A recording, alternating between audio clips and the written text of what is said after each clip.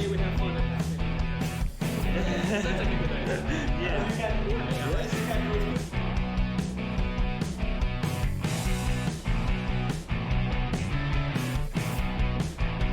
Hello everyone! Today on our second episode of Chat to the Jesuit, I'm Isaac, your interviewer for today, and with me we have Father Patrick. Hello Father Patrick, how are you? Hello. Good morning, Isaac. I hope Good you're morning. well. Good morning.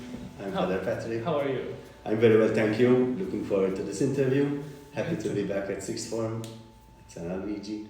Does it feel welcoming to come back here? Of course it does, definitely. I spent many years as a student, and then I spent 2 years in my formation here at the secondary school and the sixth form, and I spent 10 years as rector over here at the Wow, college. okay. Yes, so it Awesome. feels like coming back home. Fair enough, yeah.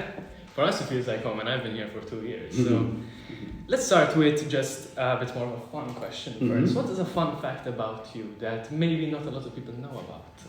A fun fact about me that not many people know about. Well, a fun fact is that I wake up very early in the morning and I go for a long run early in the morning. Wow, alright. So some people think I'm very crazy, but it sets the tone No, I guess to my day. So for example, this morning I woke up at 4:30, and since I live in Taro at university, I go down to Imsida, Tajbish, Slima. Oh I wow, do like alright. a 10-12K run, Damn, wow. So pray, shower, I can- breakfast, and I'm ready for the it day. sets your day in the morning. It sets my Do day, you it's do, healthy. do you do it every day? I do it nearly every day. Then when I start training for a marathon, like I have to rest on alternate days and do longer runs in the weekend, you know? So for example, yeah. when you're going to train for a full marathon, it's 42 kilometers. So obviously you have to start from 3 months before, like having long runs in the I can weekends. imagine. Long runs means 25 kilometers upwards, you know? Wow. Okay. So obviously then I won't run every day because the muscles need to rest, you know, you need to get fair your enough. rest. Rest is as important as exercise. Yeah, no, exactly. It's when the muscles grow, right? Exactly. Yeah. Awesome. Okay. Yeah. Let's start briefly for the viewers and even me. How would you briefly describe what the Jesuits are, the Jesuit order? Okay. How do you do that? So there are many ways I would describe the Jesuits, but one of my preferred ways, is what Padre Arupe. Pedro Arupe was one of the generals of the Society of Jesus, and when pressed for a definition of the Jesuit, at first we say it's very difficult to define a Jesuit because Jesuits are all over the place. We have all kinds, all qualities, very assorted. But when pressed, he said, well, a Jesuit is a sinner, an ordinary man, a very normal person who's called to follow Jesus. Okay. And I like the definition because I like to see us Jesuits as very normal people. I'm sure that after your years here at St. Aloysius meeting Jesuits, you realize that we're very Yeah. normal people. But somehow we felt a calling to follow Jesus on different paths, you know. Jesuits do all sorts of stuff, you know. We're very different character-wise. Yeah. Some are very quiet and serious, some are academics, some are half crazy like me, for example, you know. Yeah, so we're You're very diverse because we're it's very all over diverse. the world, right? Exactly. I mean, you have over hundreds of schools. It's crazy. Exactly, and we do all type of work. So we do work in schools, we do work like I do, for example, at university. We do work with refugees. We do work in poorest parts of the world. We work in spirituality, so we run spirituality centers and help people find God's calling. You know, it's one of our main missions. Okay. Help people to find their scope in life. You know? Wow. So very diverse. As you said earlier, you work at the university and you used to be rector here at St. Aloysius. Why is there such a big focus for the Jesuits on education? Okay. Because I see it's a very big part of what you do, hundreds of schools across the world. Yeah. Why? Yeah, why? Okay. If you have a hungry person in front of you, you can either give that person a fish to eat or teach that person how to use a fishing rod to be able to do some fishing, and that way they won't have a fish for 1 day or 2 days, but they'll have learned a skill for their lifetime. You know? So we just truly believe that formation and education makes all the difference in the whole world. you know. And so we invest loads of energy in the education of many different and diverse people, you know. So we're involved in education with the well-prepared, very academically advanced, with rich people. So for example, I mean, not to speak proudly, but we run the best universities in the world, basically. You know, for example, in the United States, I studied at Boston College. There's Georgetown University in Washington. The rankings of Jesuit universities in the world is very high because we really believe that education is key. But then we're also very involved in the education of the poorest of the poor. So, for example, a network of schools which started in South America, and in the poorest parts of South America, is called Fe y Alegría, Faith and Joy. Okay. You know? And this network has flourished and spread throughout the whole world, you know. So there you have the education of very poor people who would not be able to go to school, but thanks to this network they can get a good education. And so this education, you know, we try and adapt our education and formation depending on the place we are. For example, when I was in Guatemala, I spent a year in Guatemala in the jungle, working with indigenous people who never left the jungle. Okay, so the challenge there was, how could I offer an education to these young people who are living in the jungle? So the Jesuits there had teachers never got there, you know. Teachers are paid by the state to get to the jungle, spend 3 weeks there with the kids teaching them, and then go back home. But they never used to get there. They used to say jungle is too tough. So for example, in Guatemala, the Jesuits created a network of transmitters. So in Guatemala City, there's a radio station, and through that radio station we transmit education for kids in the jungle region throughout Guatemala. You know? So for example, working creatively to see how best to educate and to offer the formation. So your education varies according to the person people, to the place. Very good. Yeah. Okay, I mean everyone needs specific education, so it makes sense that you have different.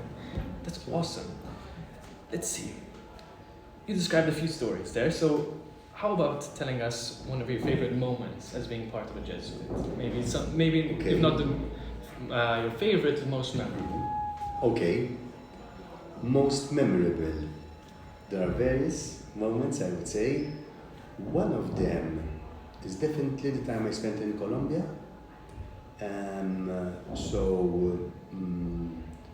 When I was rector here at college, I spent 10 years as rector here at college, and then the time came to change. So the provincial of the time had said, look, now it's time to let go of college, let Father Jimmy take over and give him space to work, because, you know, Malta's small, and otherwise, you know, if I stick around, you know, you wouldn't give him the freedom to work, right? So, you know, so he said, I think it's a time to send you far off. I don't think. Send me wherever you want me to go. You enjoy traveling? I'm happy. I enjoy traveling. I'm available to go wherever. And he said, why don't you go to Colombia? We need someone there who is not affiliated like to any faction.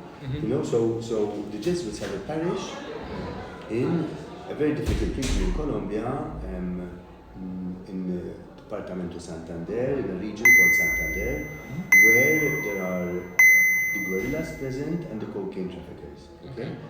And so we have a parish there, and it is very difficult and dangerous to work with those people.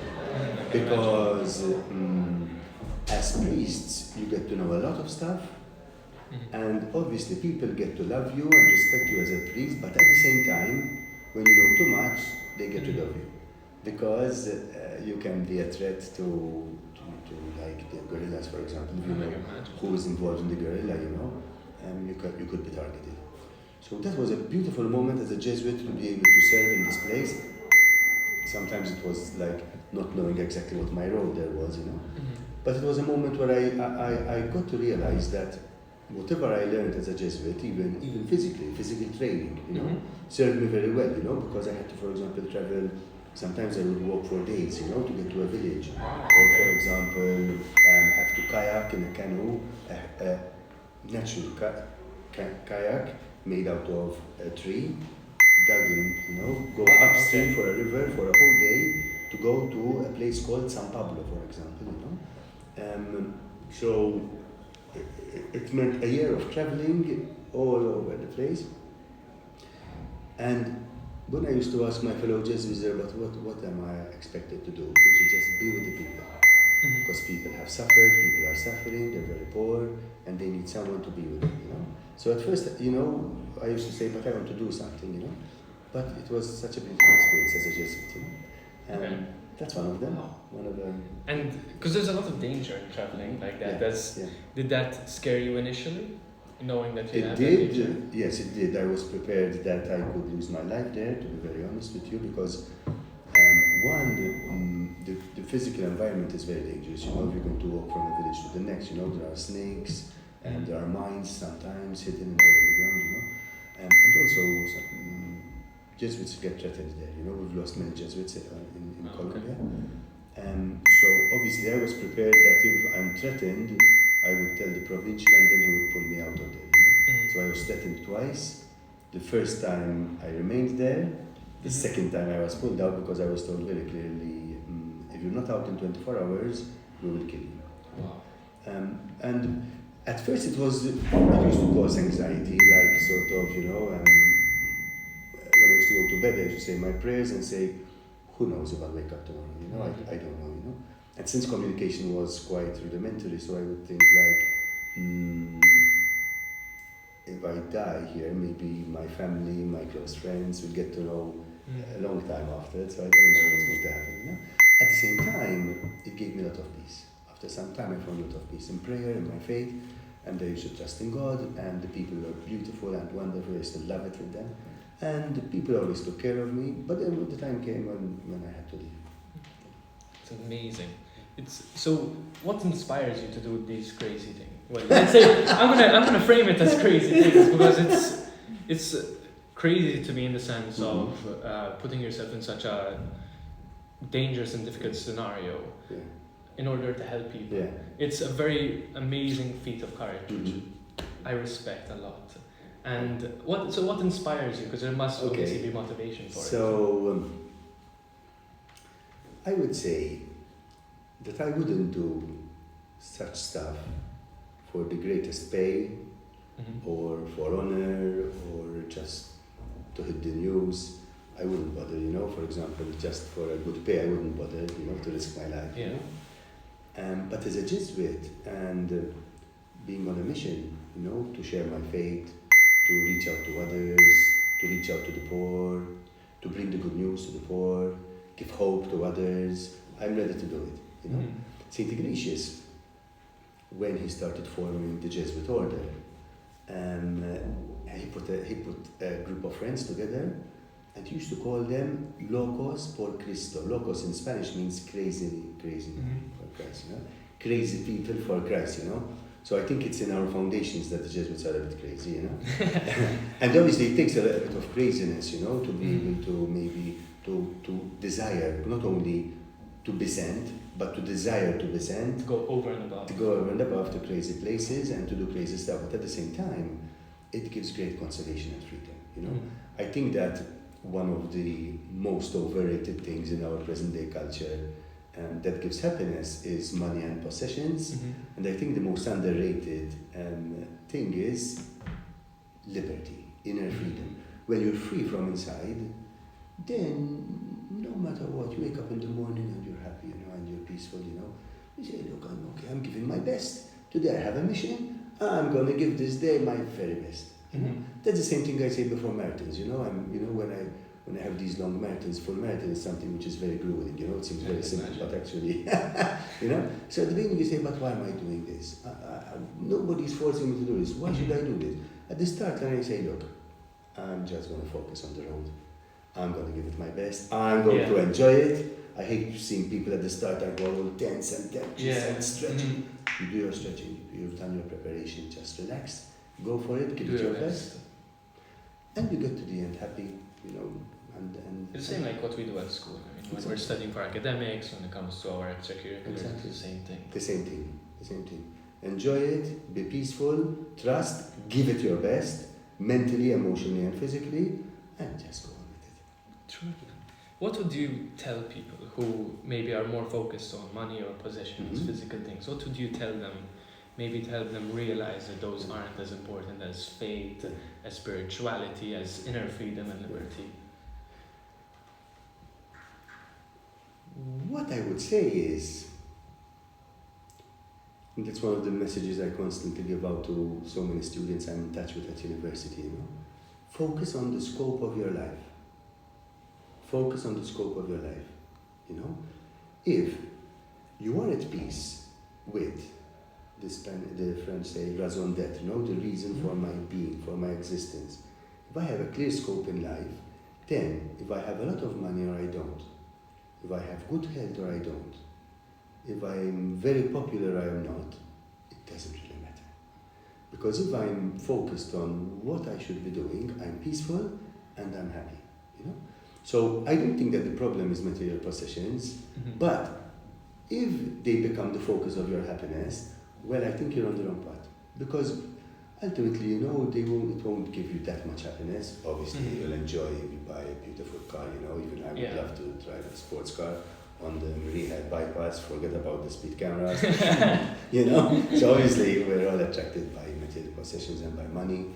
And even the church has done loads of mistakes in the past and in the present, Everybody is prone to focusing on material possessions. Nobody is totally free. We're all human beings, okay?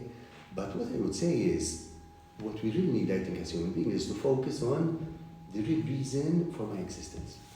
And if I focus on that for my joy, then it's okay to have loads of possession. I share my life with loads of people who are very rich and wealthy, but who share so much with others. And that is great, So it's not about not having, no, and it's not about criticizing material possessions, no. But it's about not making those the center of your life.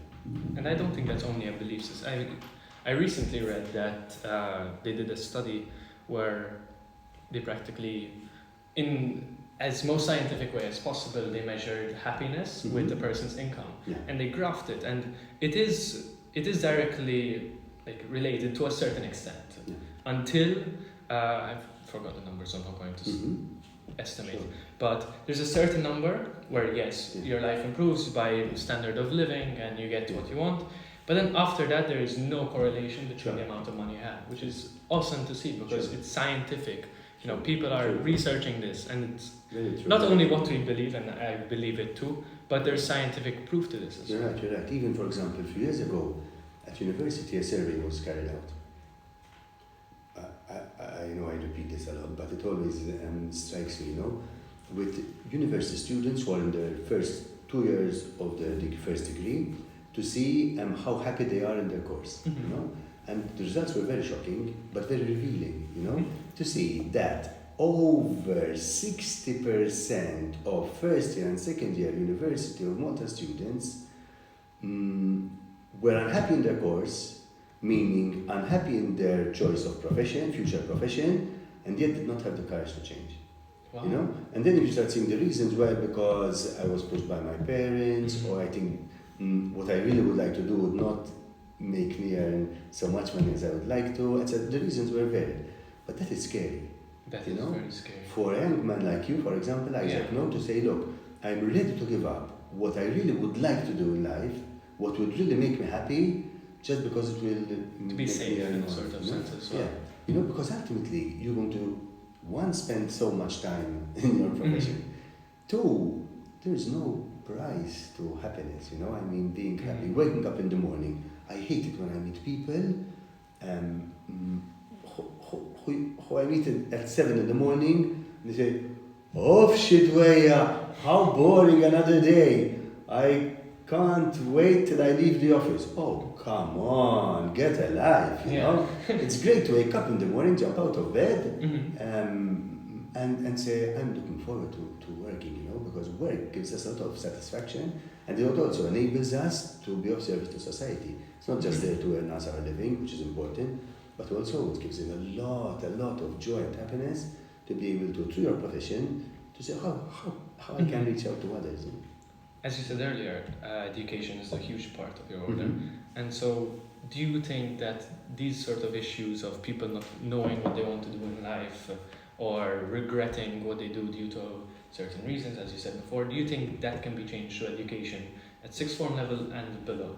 Definitely. Or Definitely. what would you do to help students? Well, I think that, for example, if we have to speak about the situation in Malta now, because we're living in the Maltese context, and education is very related to the context in which we live in, Yeah. you know.